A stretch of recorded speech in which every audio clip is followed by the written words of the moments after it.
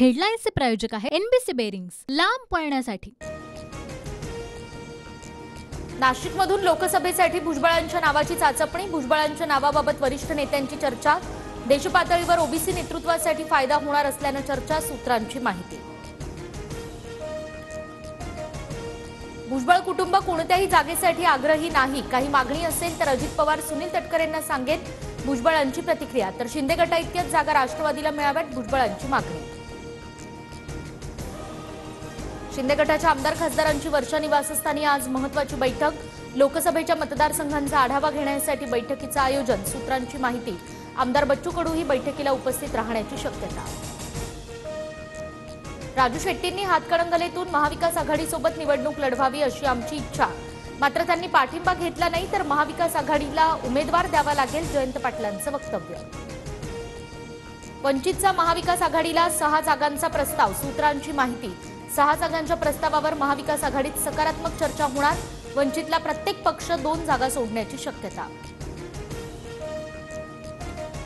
प्रकाश आंबेडकरांना महाविकास आघाडीचा 4 जागांचा प्रस्ताव कायम, वंचित सोबत येतील, संजय राऊतांना अपेक्षा, तर वंचितचा प्रस्ताव पूर्ण करण्यासाठी काँग्रेसचा पुढाकार, पटोलेंची प्रतिक्रिया।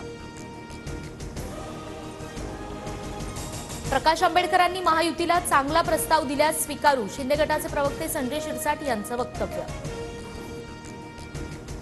तर वंचित जी भूमिका घेईल त्याच्या पाठीशी उभे राहा, प्रकाश आंबेडकरांचं कार्यकर्त्यांना आवाहन।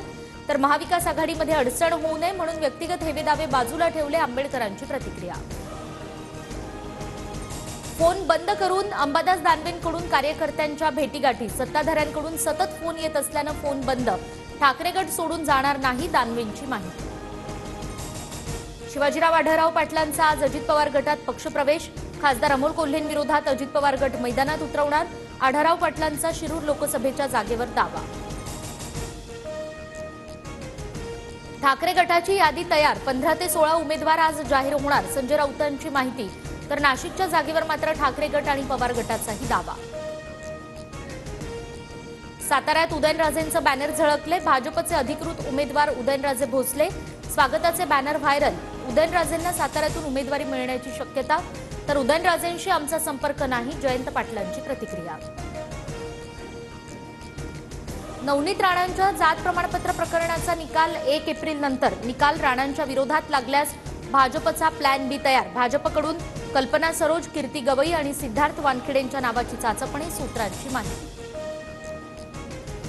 निलेश लंके पुढील आठवड्यात आमदारकीचा राजीनामा देणार, सूत्रांची माहिती, मात्र अद्याप कोणत्याही निर्णयाच्या शेवटपर्यंत आलेलो नाही, लंकेंची प्रतिक्रिया।